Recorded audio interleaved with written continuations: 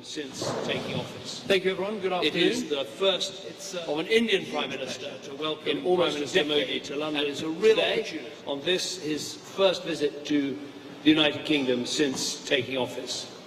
It is the first of an Indian Prime Minister ये in पहली almost bar a है कि decade, एक and Hindustani it's a real प्रधानमंत्री opportunity to 10 open साल a new के बाद chapter in the relationship यहाँ पर between आया। our और two हम चाहते countries. हैं कि I believe we are हमारे already दोनों देशों natural की जो partners as the संबंध world's है, oldest उसमें democracy एक नया दौर and the शुरू होगा। world's हम largest सबसे democracy. पुराने We share so भागीदार many of हैं, the same सबसे values. बड़े And the लोकतंत्र ties हैं। between our people हमारी जो bind us together, with 1.5 million people of Indian origin living here in the UK, the second largest Indian diaspora anywhere in the world.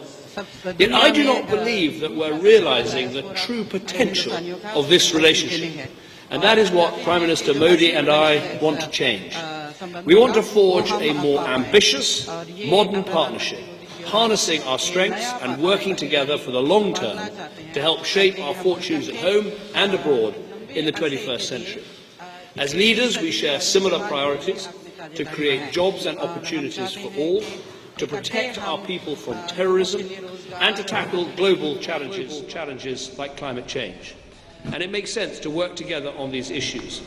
So today we've discussed how to build a stronger economic partnership, a stronger defence partnership, and a stronger global partnership. And let me say a word about each. First, our economic partnership. Britain is the biggest major investor in India, bigger than the USA. British businesses already support nearly 700,000 jobs in India. And India invests more into the UK than it does in the rest of the European Union combined, creating almost 8,000 new jobs here last year alone. And during this visit, British and Indian companies are announcing new collaborations, together worth more than £9 billion. But I think there's scope to go much further.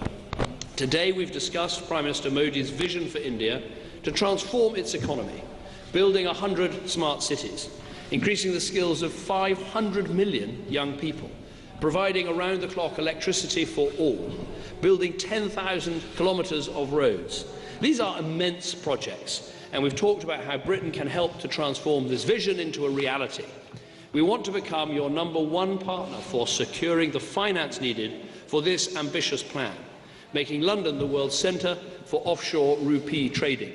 We're getting that started with plans already in place today to issue over £1 billion of bonds right here in London, including the first ever government-backed rupee-denominated bond to be issued internationally.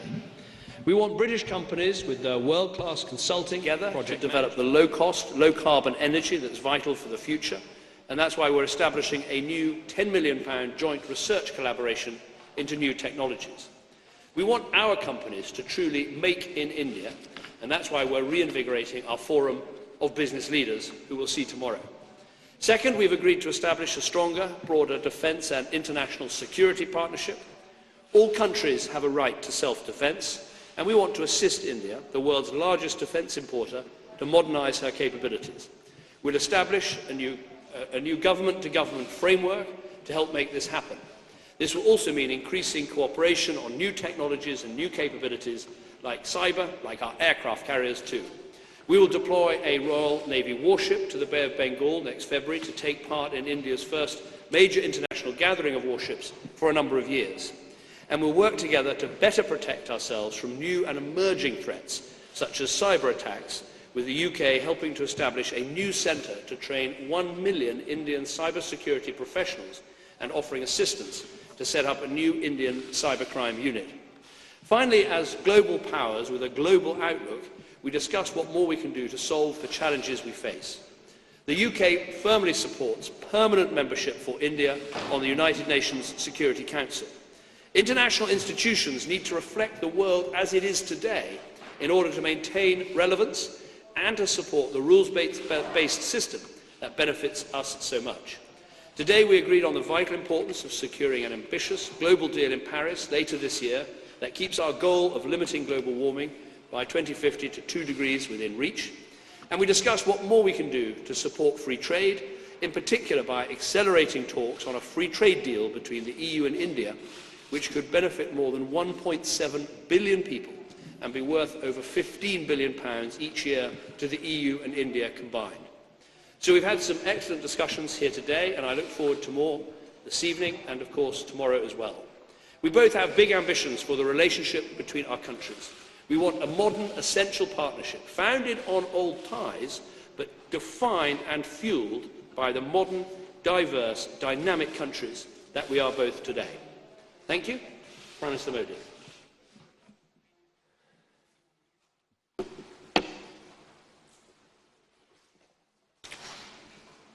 प्रधानमंत्री Shri Cameron, media के सभी साथियों,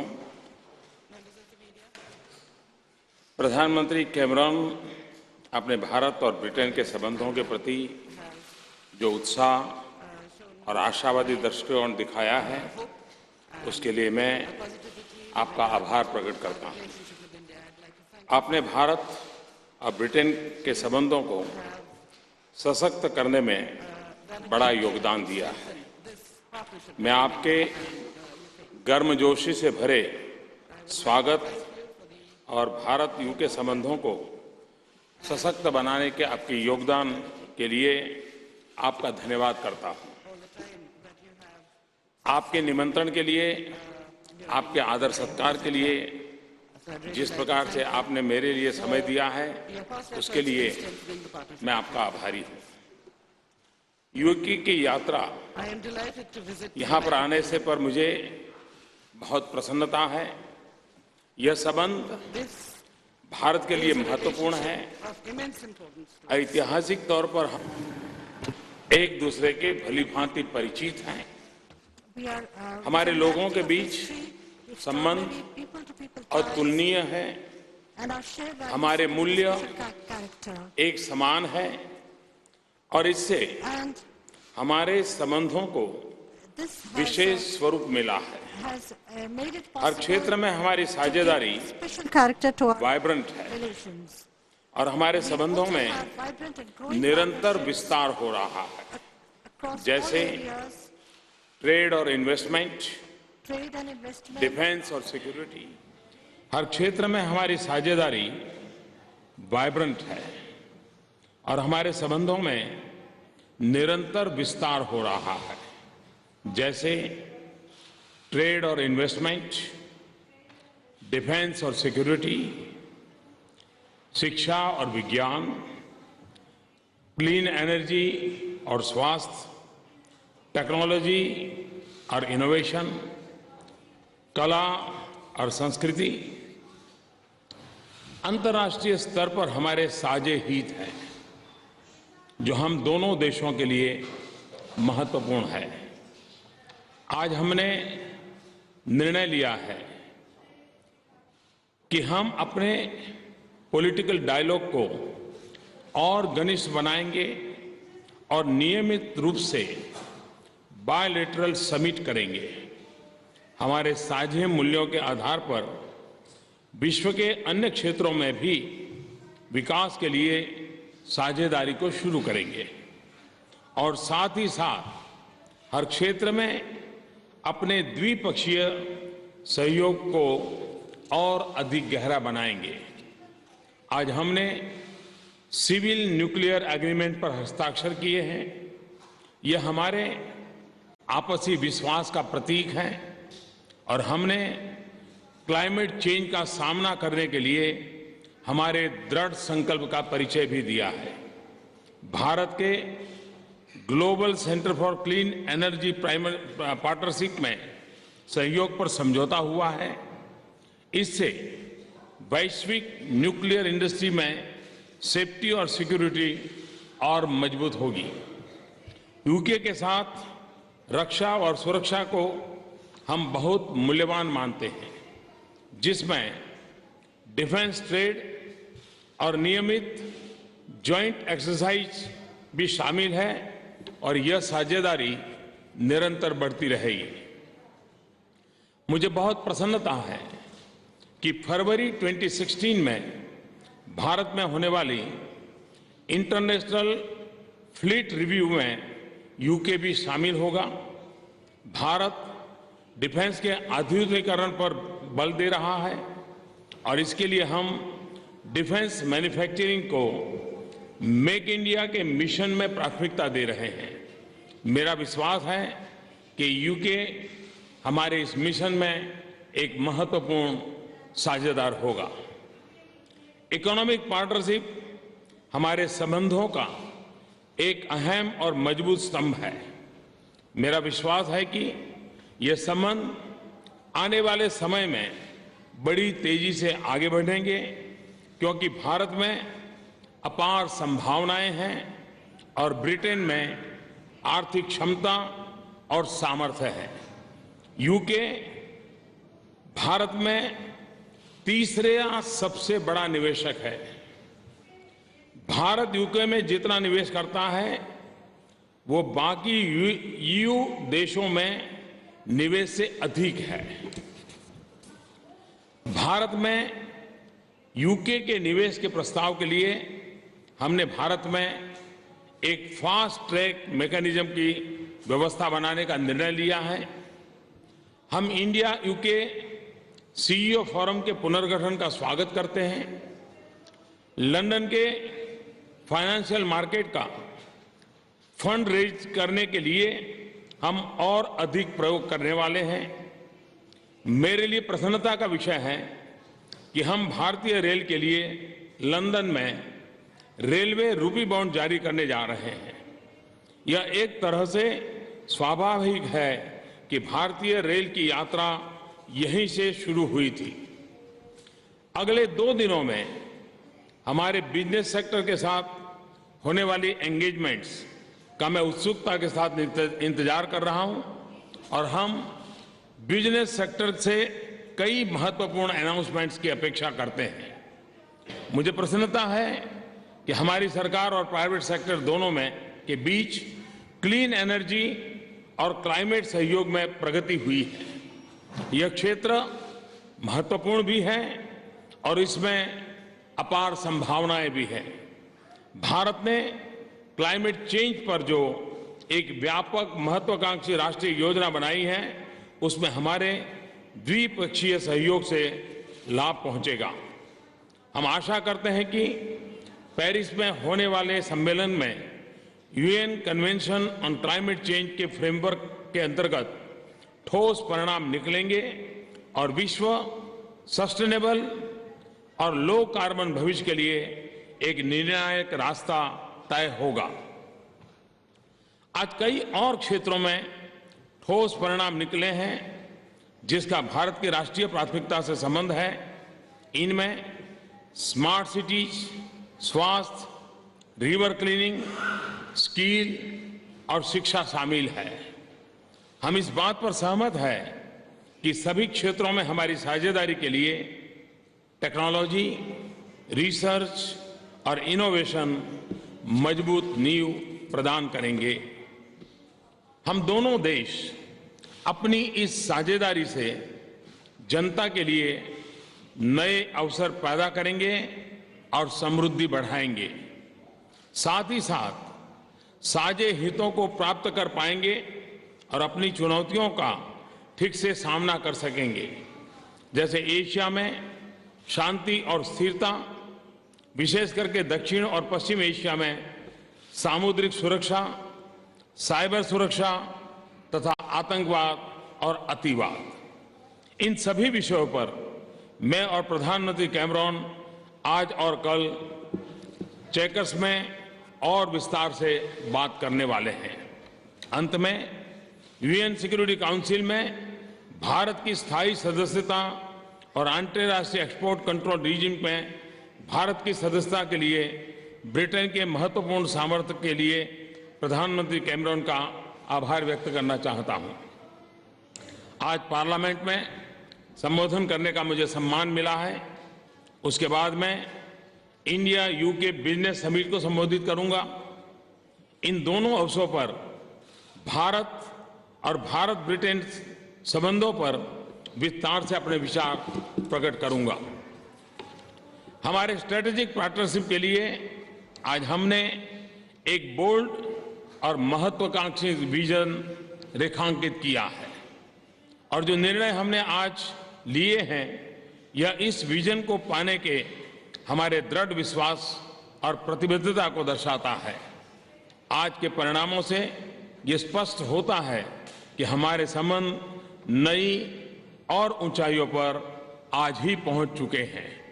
thank you. Thank you very much indeed, Prime Minister. We've got, I think we're going to start with a British question from the BBC. Justin Roebuck from the BBC. Prime Minister Cameron, you've visited India 3 times since you came to power. Why has it taken so long to get a return visit? And Prime Minister Modi, India is becoming an increasingly intolerant place. Why? Well, let me answer your question. Actually, India is not only the first major country I visited as Prime Minister, it was also the first major country I visited as leader of the opposition. So I have been wanting to see a strengthening of this relationship, not just for the last 5 years, but the last 10 years. And I think we have made some important progress. The figures on investment are very striking. You know, India invests more into Britain than into the whole of the rest of the EU combined. And in terms of G20 countries, Britain is the biggest investor, bigger than America, bigger than France, bigger than Germany, into India.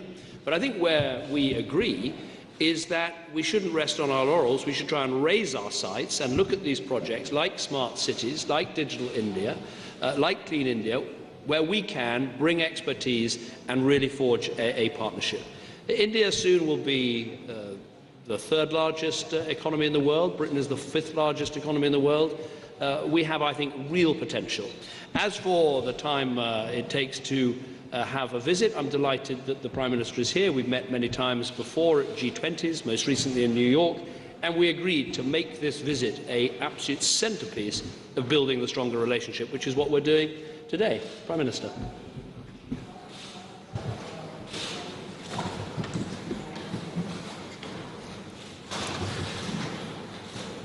ये बात सही है कि एक 10 साल का अंतराल रहा, लेकिन मेरे कार्यकाल में ही पिछले 1 साल में 11 मंत्री भारत से यहाँ आए और 11 मंत्री यहाँ से भारत आए। और इसलिए भारत और ब्रिटेन का जो संबंध है, विकास की जो नई ऊंचाइयों पर जाने का सामूहिक प्रयास है, वो निरंतर चल रहा है। मेरा भी प्रधानमंत्री जी के साथ 2 बार विस्तार से चर्चा करने का मुझे अवसर मिला है और हमारे संबंधों को और अधिक गहरे करने की दिशा में हम काफ़ी यशस्वी रहे हैं। आपने और एक विषय सवाल जो पूछा है, भारत ये बुद्ध की धरती है, भारत ये गांधी की धरती है और इसलिए हमारे संस्कारों में एक बात हमारी रगों में है कि समाज के मूलभूत मूल्यों के खिलाफ किसी भी बात को भारत स्वीकार नहीं करता है और इसलिए हिंदुस्तान के किसी भी कोने में कोई भी घटना घटे, भारत के लिए वो घटना 1 हो या 2 हो या 3 हो, 125 करोड़ के देश में एक घटना का महत्व है कि नहीं है, ये हमारे लिए मायना नहीं रखता है। हमारे लिए हर घटना गंभीर होती है, हम इसको किसी भी हालत में टॉलरेट नहीं करते हैं। कानून कठोरता से कार्रवाई करता है और करेगा और भारत एक वाइब्रेंट डेमोक्रेसी है जो संविधान के तहत सामान्य से सामान्य नागरिक के जीवन को हर प्रकार की सुरक्षा, उसके विचारों की रक्षा, उससे प्रतिबद्ध हैं और इस काम पर हम कमिटेड हैं।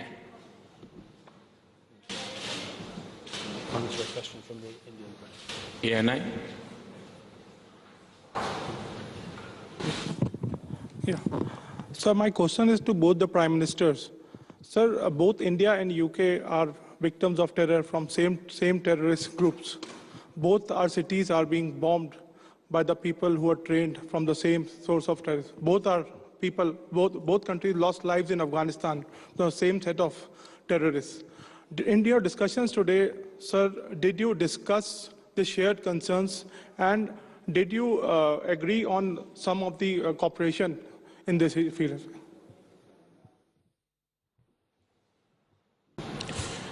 धन्यवाद। आतंकवाद के प्रति आपने जो चिंता जताई, ये चिंता मानवतावाद में विश्वास करने वाले हर किसी की चिंता है।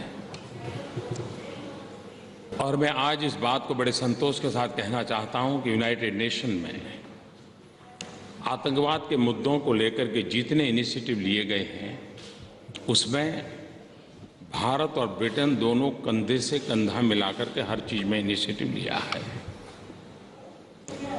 अफगानिस्तान में ब्रिटेन के काफी सैनिकों ने अपना जीवन दिया है, तो भारत ने भी कई अपने अच्छे अफसरों को वहां गंवाया है। हम दोनों देश ऐसे हैं कि जो आतंकवाद के कारण परेशान है, और इसलिए आतंकवाद के खिलाफ लड़ना ये एक या दो या तीन देशों का विषय नहीं है, ये मानवतावादी हर एक की जिम्मेवारी है। आज आतंकवाद इस प्रकार से फैला है, उसकी कोई सीमाएं नहीं, उसकी कोई भूभाग नहीं है। हर दिन नए संगठन के नाम से जन्म लेते हैं, हर दिन नए इक्विपमेंट उनके हाथ में आते हैं। अब आतंकवादी को इक्विपमेंट मैन्युफैक्चरिंग तो करते नहीं है। सबसे पहले महात्मा गांधी कहते थे कि न्याय तब आता है जब आपको ज्ञान हो कि अन्याय किसको कहते हैं। हम टेररिस्ट किसको कहते हैं, टेररिस्ट को मददगार कौन है। यूनाइटेड नेशन में इसके संबंध में एक प्रस्ताव है उसकी परिभाषा करने के लिए, वो अभी तक उसका कोई निपटारा नहीं हो रहा है, वैसे ही लटका पड़ा है। और इसमें हम और ब्रिटेन दोनों शरीक हैं कि उसकी व्याख्या होनी चाहिए। और इसलिए मानवतावादी शक्तियों ने एक होना चाहिए। जो टेररिस्ट हैं, जो टेररिस्टों को मदद करते हैं, वो उन शक्तियों को आइसोलेट करना चाहिए, और मानवता की रक्षा करने के लिए हम सब ने मिलकर के प्रयास करना चाहिए। Thank you. I would simply add that we have had preliminary discussions today about the terrorist threat that we both face. We're going to have intensive discussions tomorrow morning on exactly this issue. India has suffered on the streets of Mumbai, for instance. We have suffered on the streets of London, and we have to confront particularly this Islamist extremist violence and terrorism, which is doing so much damage not just to our countries but also to the world.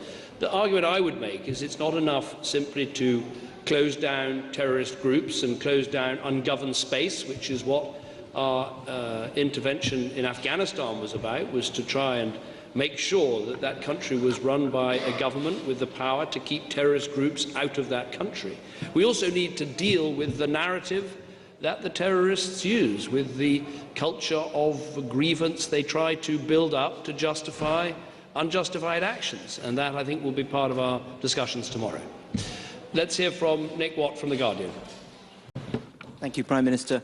Prime Minister Cameron, can I ask you, how comfortable do you feel welcoming Prime Minister Modi to this country, given that for the first 2 years of your premiership, he was not permitted to visit this country because of his record as Chief Minister of Gujarat? And on Europe, can I ask you, Donald Tusk has just said that unless the European Union strengthens its external borders, there will be no future for Schengen. Do you agree with him? And what do you say to Martin Schulz, who says that Europe is very happy to spend billions of pounds on bankers, helping them, but is pretty miserable when it comes to helping migrants? And Prime Minister Modi, can I ask you, in the next 2 years, the United Kingdom will be having a referendum on whether to remain in or leave the European Union. Do you see a future for the United Kingdom outside the European Union?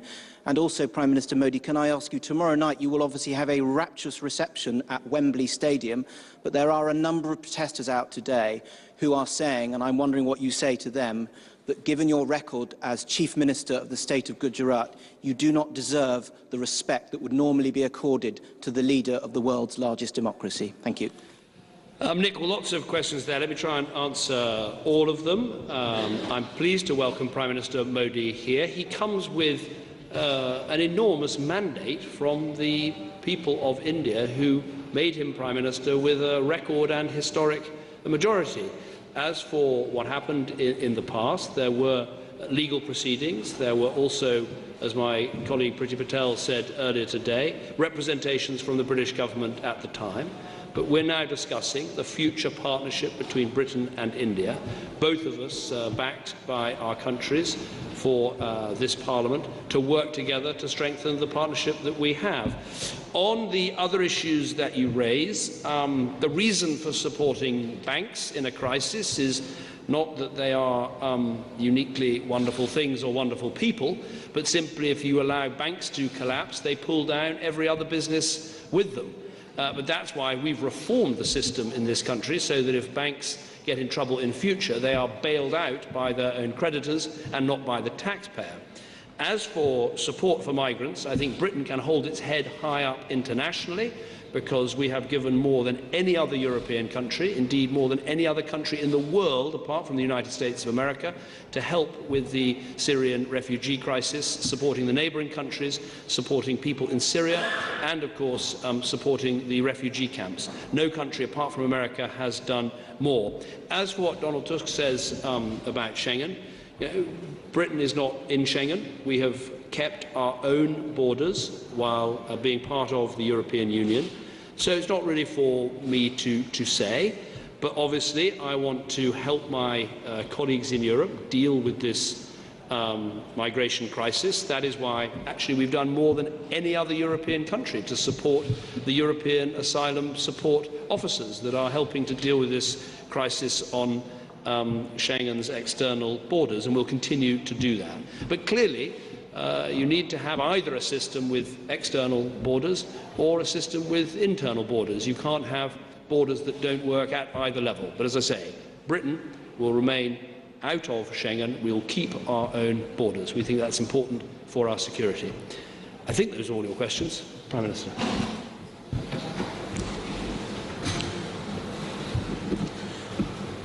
एक तो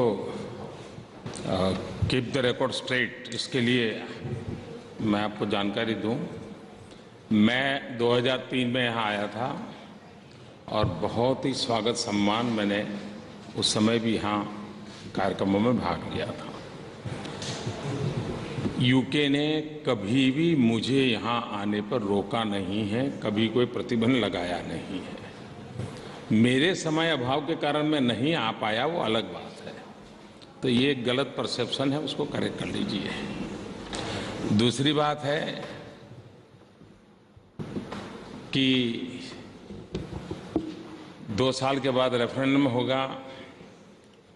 मैं मानता हूं कि यहाँ के नागरिक बहुत समझदार हैं, मुझे उनको कोई टिप देने की ज़रूरत नहीं है।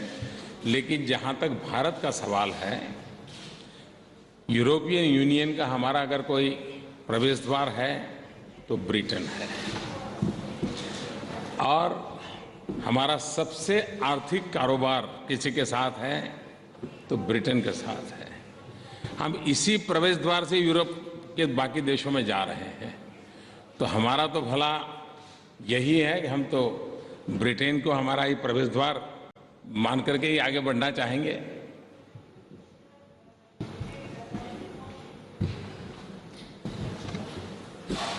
विकास से सवाल है।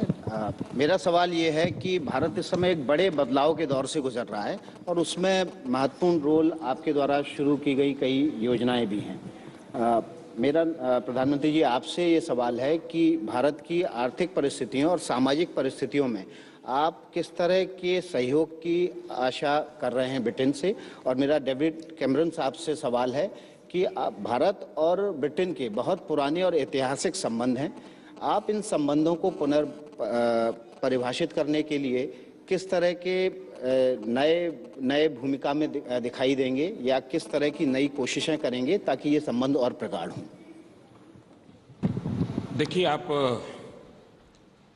भारत जिस दिशा में प्रगति कर रहा है, प्रगति करना चाहता है, जैसे हमारा एक छोटा सा उदाहरण देता हूँ। हमारे यहाँ टेली डेंसिटी बहुत है, करीब 27-28 हज़ार टावर हैं और वे डीजल का उपयोग करते हैं, हमें डीजल इंपोर्ट करना पड़ता है, क्लाइमेट के लिए तकलीफ पैदा करते हैं। यूके के पास हाइड्रोजन फ्यूल सेल्स की टेक्नोलॉजी है। हम चाहते हैं कि भारत को ये टेक्नोलॉजी उपलब्ध हो, तो हमारे ये जो 27-28 हज़ार टावर है जो निकट भविष्य में 40 हज़ार होने की संभावना है, तो हमें डीजल इंपोर्ट करना पड़ता है, उससे हम मुक्ति होगी। एनवायरनमेंट की हम मदद कर पाएंगे, ये टेक्नोलॉजी हमें काम आएगी। हमारे यहाँ कोल माइनिंग होता है, अब कोल को हम ग्रीन टेक्नोलॉजी से कैसे कोल माइनिंग करें, कोल गैसिफिकेशन कैसे करें, हम क्लीन एनर्जी की दिशा में कैसे जाएं। स्किल डेवलपमेंट, यूके ने कॉम्प्रिहेंसिव स्किल डेवलपमेंट की दिशा में बहुत काम किया है। हेल्थ सेक्टर में अच्छे अस्पतालों की दिशा में यूके ने काम किया है। इन सारे विषयों पर चर्चा हुई है और ये सारी बातों में भारत के गरीब से गरीब व्यक्ति को किस प्रकार से वैश्विक संबंध काम आ सकते हैं, वैश्विक पूंजी निवेश कैसे काम आ सकता है, उस दिशा के हमारे प्रयासों में आज मेरी यूके की इस यात्रा से मैं विश्वास से कह सकता हूं कि इन सारे विषयों को हम सफलतापूर्वक आगे बढ़ाएंगे। Thank you. I would say I see this as a modern dynamic partnership. That's what we've been talking about. I think it's probably true that for years the relationship between Britain and India was in some way imprisoned by the past. I think sometimes in recent years it's been imprisoned by misconceptions that trade with India is simply about outsourcing. Look at the relationship today. If someone had told you 20 years ago one of the most successful car manufacturers in Britain expanding and selling all over the world would be a combination of Indian capital and British design and manufacturing expertise, people would say, really, is that going to happen? Well, that's what Jaguar Land Rover, just one example, is all about. So I think it's time to set this relationship free from those misconceptions and from the past and recognise that this is a modern dynamic partnership of two countries who face similar challenges. How do we get growth and prosperity? How do we combat terrorism? How do we ensure a green environment for our future and our children? Those are the things that we're now talking about. And I think the excitement is that with Prime Minister Modi's vision of smart cities, of clean India, of digital technology, of skilling up tens of millions of young people in India, there are huge opportunities for Britain to play a part in building that future together.